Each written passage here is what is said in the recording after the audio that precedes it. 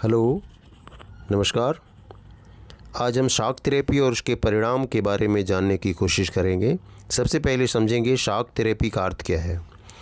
Soviet संघ के विघटन के बाद विश्व बैंक और अंतर्राष्ट्रीय मुद्रा कोष द्वारा सुझाया गया साम्यवाद से पूंजीवाद की ओर संक्रमण का वह मॉडल है जिसमें अचानक और आक्रामक तरीके से आर्थिक बदलाव किए जाते हैं, जिसका उद्देश्य सरकारी उद्योगों को निजी बनाना और मुक्त व्यापार को बढ़ावा देना था, लेकिन जिसके परिणाम आर्थिक अस्थिरता, भारी महंगाई और सामाजिक असमानता के रूप में सामने आए।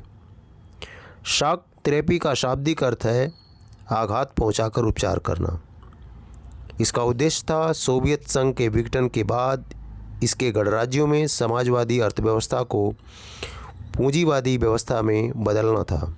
इसके अंतर्गत राज्य की संपदा के निजीकरण और व्यावसायिक स्वामित्व के ढांचे को तुरंत अपनाने की बात शामिल थी।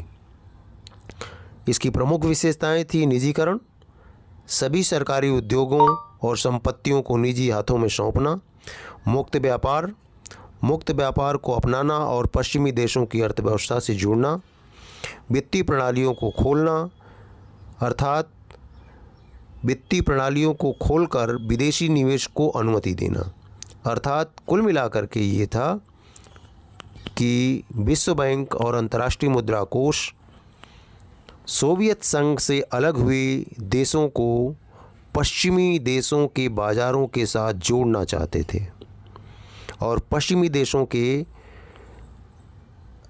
व्यापार को इन देशों में भी अनुमति चाहते थे।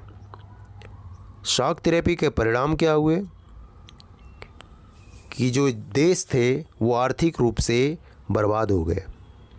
रूस का औद्योगिक ढांचा टूट गया और अर्थव्यवस्था खराब हो गई। मुद्रास्फीति और मूल्य वृद्धि हुई, कीमतों में भारी वृद्धि हुई जिससे लोगों की बचत खत्म हो गई। खाद्य संकट, कृषि प्रणालियों के अंत से खाद्य संकट पैदा हुआ। कृषि प्रणाली पहले थी समाजवादी व्यवस्था में सामूहिक फार्म में खेती की जाती थी, लेकिन सामूहिक फार्म को जब निजी फार्म में बदला गया और पूंजीवादी पद्धति से खेती शुरू की गई तो पूरी खाद्य संकट पैदा हो गया। सामाजिक असमानता फैली, गरीब और अमीर के बीच का अंतर बढ़ा, गरीब और गरीब होते गए और अमीर और ज़्यादा अमीर होते गए। काला बाजारी की समस्या भी बढ़ी। बहुत सारे लोग गलत तरीके से धन इकट्ठा करने लगे।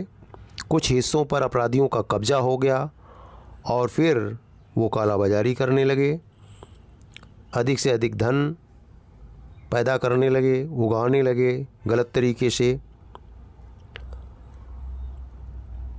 अगर हम कहें तो जो ये शॉक थेरेपी विश्व बैंक और अंतर्राष्ट्रीय मुद्रा कोष ने इनके ऊपर थोपा सोवियत संघ से अलग हुए राष्ट्रों के बीच, वो असफल प्रयास था। हालांकि बाद में ये इनमें से कई देश पश्चिमी देशों के संधियों में उनके साथ जुड़ गए, लेकिन कुल मिलाकर यह प्रक्रिया समाजवादी देशों के लिए बहुत हानिकारक साबित हुई। इसी शॉक थेरेपी के समय जब समाजवादी व्यवस्था से पूंजीवादी व्यवस्था में बदलने की प्रक्रिया आई तो जितनी सरकारी संस्थान थे, कंपनियां थे, उनको औने पौने दामों में कम से कम कीमत लगा करके और प्राइवेट हाथों में बेच दिया गया। इसी को इतिहास की सबसे बड़ी गराज सेल के नाम से जाना जाता है। यानी कम से कम कीमत में ही प्राइवेट हाथों में इसको बेच दिया गया। इस तरह से हम देखते हैं कि यह एक बहुत ही दर्दनाक प्रक्रिया थी जिससे समाजवादी देशों को पूंजीवादी व्यवस्था में बदलने की कोशिश की गई, लेकिन इससे भारी आर्थिक और सामाजिक गिरावट सामने आई।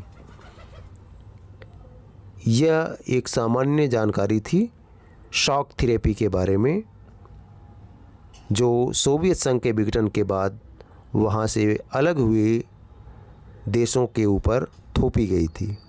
धन्यवाद।